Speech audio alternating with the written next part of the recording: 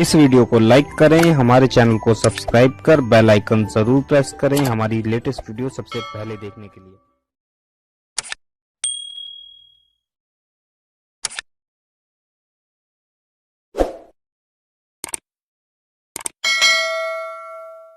पेट में हलाल है तब नमाज कबूल है, और पेट में हलाल नहीं तो नमाज भी कबूल नहीं। जो एक लुकमा खाए हराम का 40 दिन तक अल्लाह उसकी इबादत कबूल नहीं करता। और तू क्या है जो मुंह में आ रहा है खाता जा रहा है, जो हाथ में आ रहा है खाता जा रहा है। इसलिए लोगों अपनी अकीदे की हिफाजत करो। फिर गौसुल आजम दस्तगीर ने कैसी हिफाजत की? सुन्नियत की। आपने तकरीरें की। बस इसी पे गुफ्तगू खत्म कर रहा हूं, समेट रहा हूं गुफ्तगू को। क्या इनकलाब बपा किया जब गौसे पाक के मुंह में हुजूर ने लुआब डाला, अली मुर्तजा ने लुआब डाला। अब गौस पाक खिताब करते हैं, फरमाते हैं जब मैं पहले तकरीर करता था ना तो मेरी तकरीर में 4 लोग बैठते थे, 5 लोग बैठते थे। जब हुजूर ने लुआब डाला ना मेरे मुंह में और मौला अली ने डाला, तो उस वक्त मैं तकरीर कर रहा था, पूरी मस्जिद भर गई। फिर मस्जिद से मैं ईदगाह में चला गया, फिर भी ईदगाह भर गई। फिर उसके बाद बड़ी ईदगाह में गया और 70-70 हजार का मजमा होता मेरे गौस की महफिल में। 70-70 हजार का मजमा, और 400 लोग सिर्फ लिखने के लिए बैठते, क्योंकि उस वक्त रिकॉर्डिंग का सिस्टम नहीं था ना, तो तकरीरें जाए ना हो, लिखने के लिए बैठते। उसमें जिन्नात भी आते। एक मर्तबा उस दौर में किसी ने जिन्नात का अमल किया, वो आया नहीं, देर हुई, तो उसने कहा जिन्नात ने इस टाइम नहीं बुलाया करना। कहा क्यों? कहा उस वक्त हम गौस पाक की महफिल में होते, आइंदा आएंगे नहीं। तो कहा तुम लोग भी जाते हो गौस पाक की महफिल में? कहा इंसानों से ज्यादा जिन्नात की महफिल होती है। और गौस पाक के मुतालिक लिखा गया कि हुजूर गौसुल आजम की महफिल में अंबिया भी तशरीफ लाते, अंबिया की रूह, इमामुल अंबिया भी आते थे। इंशाअल्लाह अभी ये महफिल चलती रहेगी। अभी 9 तारीख को भी प्रोग्राम होगा ना अपना, तो उसमें हमने एक उन्वान चुना है 11वीं शब के लिए, गौस पाक के मुतालिक किसने क्या कहा। ये उन्वान इंशाअल्लाह आपके लिए नया होगा। किसने क्या कहा, अल्लाह से लेकर इंशाअल्लाह मुजद्दिद आजम तक, जिस जिस के अकवाल हैं, जिस जिस के फरामीन हैं, हमने उसको जमा करने की कोशिश की है। और ये एक हसीन उन्वान है कि गौस पाक के मुतालिक हम तो कहते हैं, तो लोगों को लगता है मुबालगा कर रहे हैं। किसने क्या कहा, इंशाअल्लाह ये बात आप 11वीं शब में सुनेंगे। कहाँ सुनेंगे? तोशे मुबारका की फातिहा होगी मरकज या रसूल अल्लाह पर, आप वहां आएंगे तो सुनेंगे। मैं अपनी गुफ्तगू चूंकि समेट रहा हूं और इसी वाक़े पे गुफ्तगू खत्म करनी है कि सरकार गौसुल आजम जब 70 हजार का मजमा होता, 400 लोग लिखने वाले, और गौस पाक की मेरे आका की करामत थी, पहला आदमी जो यहाँ बैठ के सुनता ना, आखिरी भी वहां तक सुनता। तो गौस पाक की जब महफिल में 70-70 हजार आए, तो जितने खतीब थे बेचारे सबकी महफिलें सुनी पड़ गई। तो सुनी महफिल पड़ी तो उनको होने लगी तकलीफ, वो गौस पाक के मुतालिक बकवास करने लगे, कुछ भी कुछ कहने लगे, इल्जाम लगाने लगे गौस पाक के ताल्लुक से। मैं एक बुजुर्ग का जिक्र करता हूं, उनको गलत फहमी थी। कुछ लोग तो दिल से अदावत होती है ना, दुश्मनी होती है, हसद होता है। हसद का कोई इलाज नहीं होता, याद रखना। लेकिन अल्लाह पाक वलियों की शान बयान करते हुए कहता है वलियों की पहचान ये है, जब कोई उनसे हसद करके जाहिल उलझता है तो वो हर एक के मुंह नहीं लगते। क्या कहते हैं? वइज़ा खातबहुमुल जाहिलूना कालू सलामा। जब जाहिल उनसे उलझते हैं तो वो सलाम करके आगे बढ़ते हैं, भाई छोड़ो, अब छोड़ो, हमें छोड़ो, जान छोड़ो हमारी, हम तुमसे नहीं उलझते। ये होता है। तो कुछ लोग जहालत की वजह से, हसद की वजह से गौस पाक की महफिल की 70 हजार का मजमा देख करके जलते, अलग अलग इल्जाम लगाते। गौस पाक उनसे मुताल्लिक कुछ नहीं कहते। एक बुजुर्ग उनमें थे, उनको जो है वो थोड़ी सी तकलीफ ये थी कि मेरी महफिल खाली हो गई। उनका नाम था इमाम इब्नुल जौजी, और ये कोई छोटे मोटे आदमी नहीं थे। इमाम इब्नुल जौजी इतने बड़े बुजुर्ग हैं कि उन्होंने जो किताबें लिखी है, तो किताबों को जो उन्होंने लिखते वक्त अपनी कलम को, क्योंकि लकड़े का कलम होता था, तो कलम को जो छाटा है, तो छाट कर इतनी कतरन जमा की उन्होंने कि फरमाया कि मेरे इंतकाल के बाद इसी से मेरा पानी गर्म करना, नहलाने का, मैयत को नहलाने का। लोग कहते हैं उस कतरन से पानी गर्म किया गया तो वो कतरन फिर भी बच गई और पानी गर्म हो गया। तो जिसके कलम की कतरन इतनी होगी वो कितना बड़ा आलिम होगा। तो गौस पाक के एक मुरीद थे, उनके पास पढ़ने आते थे। वो जब देखो जब कहते थे, ओ तेरे पीर को क्या आता, उनको क्या आता, और वो तो लोग जबरदस्ती उनके महफिलों में जाते सुनते। तो वो कहते हजरत मेरे पीर साहब तो कभी आपके खिलाफ कुछ नहीं कहते, लेकिन ये आप क्या। हालांकि दोनों का मसलक अहले सुन्नत था, तो सूफियाए किराम ने खिलाफ कुछ नहीं कहा, लेकिन बद عقیدوں کے خلاف بزرگوں نے کہا، پاک نے رافضیوں کے خلاف بڑی تقریریں کی، بڑی کتابیں لکھی، بنیۃ الطالبین ہے۔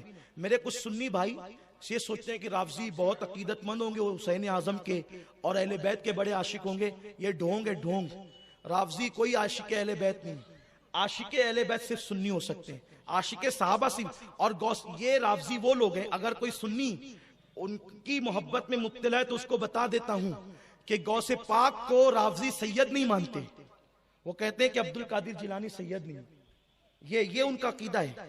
میرے سرکار کو اسی لیے بڑے بڑے بزرگوں نے غوث پاک کا نسب نامہ بیان کیا، لیکن وہ غوث پاک کو اسی لیے سید نہیں مانتے کہ غوث پاک نے ان کے خلاف تقریریں کی اور تحریریں لکھی، تو اس سے غوث پاک کا کیا بگڑتا ہے؟ سیدوں کی سیادت کا انکار کر کے کوئی کچھ تھوڑی بگاڑتا ہے ان کا، وہ اپنا نسب بتاتا ہے کہ میں کہاں کا ہوں۔ اس لیے کہ حضور علیہ السلام نے فرمایا سیدوں کا دشمن تین میں سے کوئی ایک ہوگا، یہ ترمذی شریف کی حدیث ہے، جو اہل بیت کا سیدوں کا دشمن ہوگا وہ تین میں کوئی ایک ہوگا۔ ترمذی میں جا کے چیک کر لینا، اٹھا کے دیکھ لینا، حضور فرماتے کوئی ایک ہوگا، یا تو وہ اپنے باپ کا بیٹا نہیں ہوگا یعنی حلالی نہیں ہوگا، حضور کہہ رہے ہیں، یا پھر وہ ایام ممنوعہ میں آ گیا ہوگا۔ حضور کہتے ہیں میں اس کو وہ اس کا ترجمہ ہو بہو نہیں کرتا، لیکن آپ سمجھ گئے ہوں گے کہ جن ایام میں ممنوعہ دن ہوتے ہیں نا، ان ایام میں وہ آ گیا۔ حضور نے اس کو حائضی بچہ کہا، وہ کیا عورتیں اور بچے بھی ہوتے ہیں تو میں ہر بات کھل کے نہیں کر سکتا ہوں۔ اب میں یا تو وہ منافق ہوگا۔ اب جو لوگ سیدوں کی سیادت کا انکار کرتے ہیں ان کو یہ دیکھنا چاہیے کہ ہم کون ہیں۔ حضور نے ہمیں آئینہ جو دکھایا ہے تو یہ کون ہے، کون ہے یہ؟ حضور کہہ رہے ہیں کون ہے؟ تو علی مرتضیٰ کے ماننے والا جو ہوگا وہ کبھی غوث الاعظم کی سیادت کا انکار نہیں کرے گا، کیونکہ غوث الاعظم نجیب الطرفین سید ہیں، دونوں طرف سے ماں اور باپ کی طرف سے سید ہیں۔ اور رافضی غوث پاک کا مذاق اڑانے بھی آتے تھے محفل میں۔ ایک مرتبہ آپ بیان کر رہے تھے، وہ لے کر آئے ایک جنازہ اور کہنے لگے کہ حضرت جنازہ پڑھا دیجئے، اور پس پردہ پکچر یہ تھا کہ ان لوگوں نے یہ کہا تھا ایک زندہ کو لایا تھا، کہا جیسے ہی عبد القادر صاحب تکبیر کہیں گے نا ہم کھکاریں گے تو اٹھ کے بیٹھ جانا ہے، حضرت ہم ان کا خوب مذاق اڑائیں گے اور ہمیں پورے بغداد میں مذاق اڑانے کا موقع ملے گا۔ غوث پاک کے بعد جنازہ لائے۔ غوث پاک کبھی بدعقیدوں کا جنازہ نہیں پڑھتے تھے، لیکن میرے غوث ہے نا، نظر تو الہ بلاد اللہ جماع، میں اللہ کے شہروں کو ایسے دیکھتا ہوں جیسے ہتھیلی پہ رائی کا دانا۔ تو جب وہ مذاق اڑانا چاہتے تھے تو پھر آپ نے ہی بتا دیا کہ تمہاری اوقات کیا ہے۔ وہ لائے، حضور ذرا جنازہ پڑھا دیجئے نا۔ فرمایا زندے کا پڑھاؤں کہ مردے کا؟ زندے کا پڑھائیں کہ مردے کا؟ انہوں نے کہا عجیب بات ہے، جنازہ تو مردوں کا ہی ہوتا ہے، زندوں کا کہاں ہوتا ہے؟ پھر پیچھے کھڑے ہو جاؤ، کہا پھر پیچھے کھڑے ہو جاؤ، اگر مردوں کا ہی جنازہ ہوتا ہے تکبیر کہی 1 2 3، وہ کھکار رہے ہیں، وہ کھکارتے ہی رہ گئے، نہ اس نے اٹھنا تھا نہ وہ اٹھا۔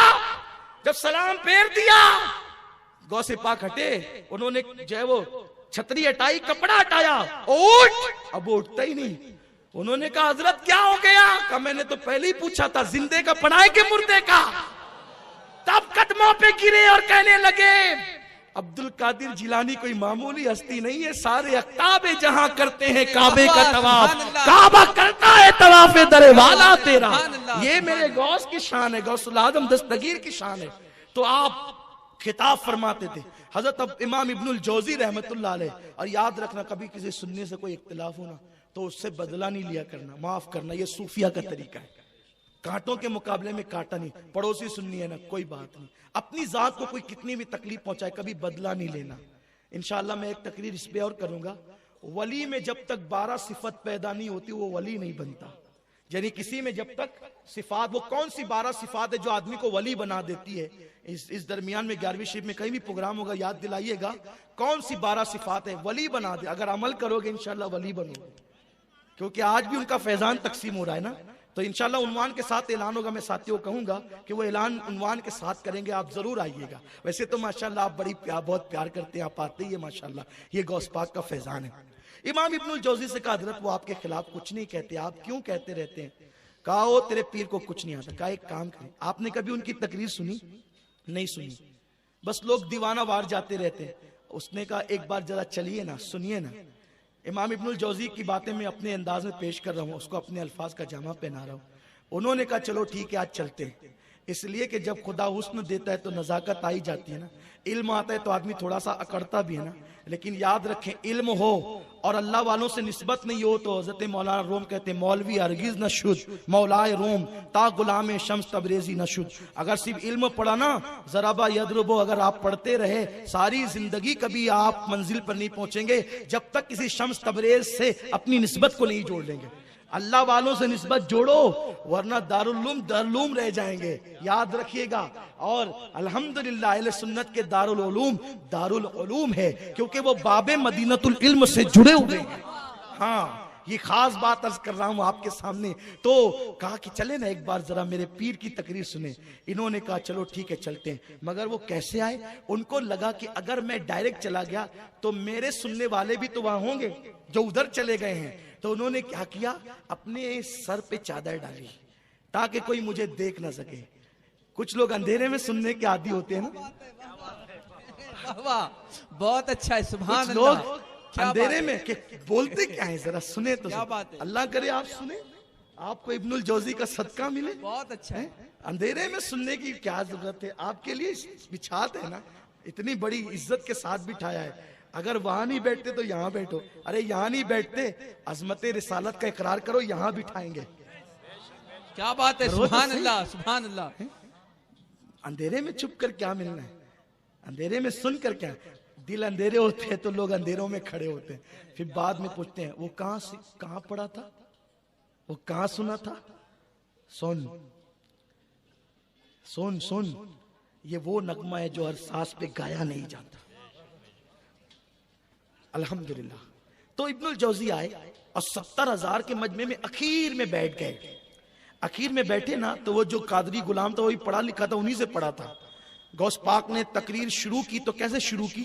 دیکھو ابھی صوفی صاحب نے میرے عنوان کا اعلان کیا تصوف اور غوث پاک اور یہ بہت مشہور کیا گیا ہے واٹس ایپ پہ. پہلے سے عنوان دیا گیا کہ بھئی آنا تو تقریر یاد کر کے آنا آنا تو تقریر یاد کر کے آنا تاکہ لکیر کی فقیری نہ ہو.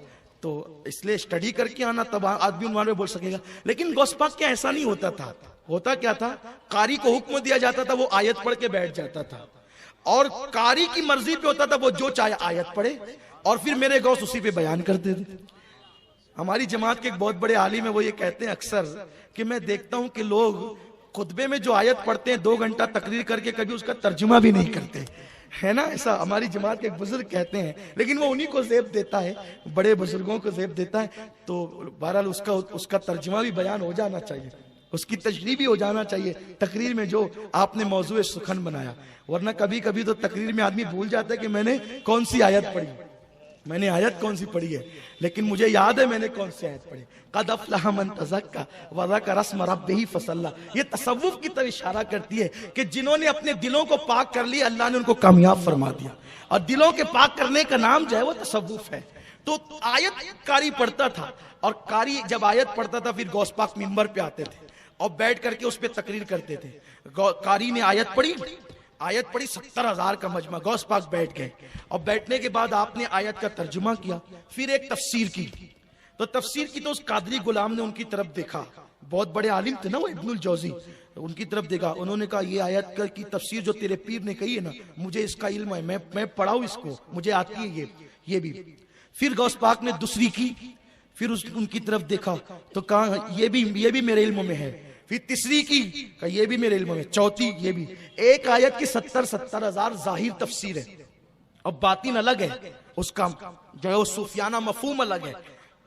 تو 11 تفسیر بیان کی غوث پاک نے. تو 11 پر ابن الجوزی کہتے رہے مجھے آتا ہے.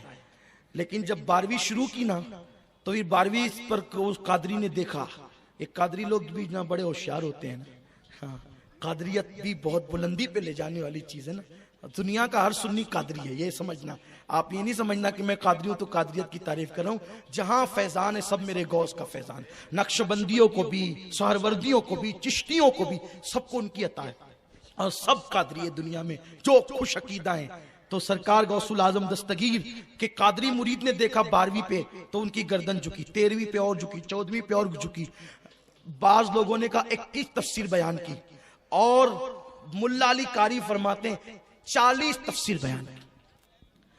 11 پر ابن الجوزی رک گئے اور ان کے علم سے 29 تفسیریں غوث پاک نے زیادہ بیان کی، 29 کا علم ان کو نہیں تھا۔ جب 40ویں تفسیر پہ پہنچے تو فرمانے لگے قال کو چھوڑو، اب حال کی طرف آؤ، اب ظاہر کو چھوڑو باطن کی طرف آؤ۔ جیسے ہی کہا نا قال کو چھوڑو حال کی طرف آؤ، تو پورا مجمع کھڑا ہو گیا۔ کسی نے کپڑے پھاڑے، کوئی رونے لگا، کوئی بے ہوش ہو گیا، کوئی زمین پہ گر گیا، کسی کا انتقال ہو گیا۔ وہ قادری دیکھنے لگا ابن الجوزی کہاں ہے، تو ابن الجوزی وجد میں آ کر یہاں پگڑی اچھلتی ہے، اسے میخانہ کہتے ہیں۔ ابن الجوزی وجد میں آ کر اپنے کپڑوں کو پھاڑ دیتے ہیں، اور اس کے بعد 70,000 کا مجمع چیرتے ہوئے غوث پاک کے قدموں کو پکڑ لیتے ہیں۔ وہ قادری ڈھونڈ رہا تھا کہاں ہے، جب دیکھا تو وہ غوث پاک کے قدم پکڑ کے کہتے ہیں حضرت معاف کر دیجئے اور مجھے اپنے مریدوں میں اور شاگردوں میں شامل فرما لیجئے۔ یہ غوث الاعظم دستگیر کی شان ہے۔ اسی لیے میرے امام نے فرمایا سر بھلا کیا کوئی جانے کہ ہے کیسا تیرا، اولیاء ملتے ہیں آنکھیں وہ ہے تلوہ تیرا۔ اللہ ہمیں آقاؤں کی غلامی میں رکھے اور ہمیں اللہ تعالیٰ اہل سنت کے سچے مسلک پہ قائم رکھے۔ دوران گفتگو کوئی غلطی ہو تو اللہ معاف فرما دے۔ استغفر اللہ ربی من کل ذنب و رسالت کے پروانوں ہر سنیچر کو بعد نماز عشاء سنی دعوت اسلامی کے عالمی مرکز اسماعیل حبیب مسجد میں سنی اجتماع ہوتا ہے، تو آپ حضرات پابندی کے ساتھ اس میں شرکت فرمائیں۔ سنی دعوت اسلامی کی website sunni dawat islami.net پر وزٹ کریں اور بہت ساری دینی معلومات حاصل کریں۔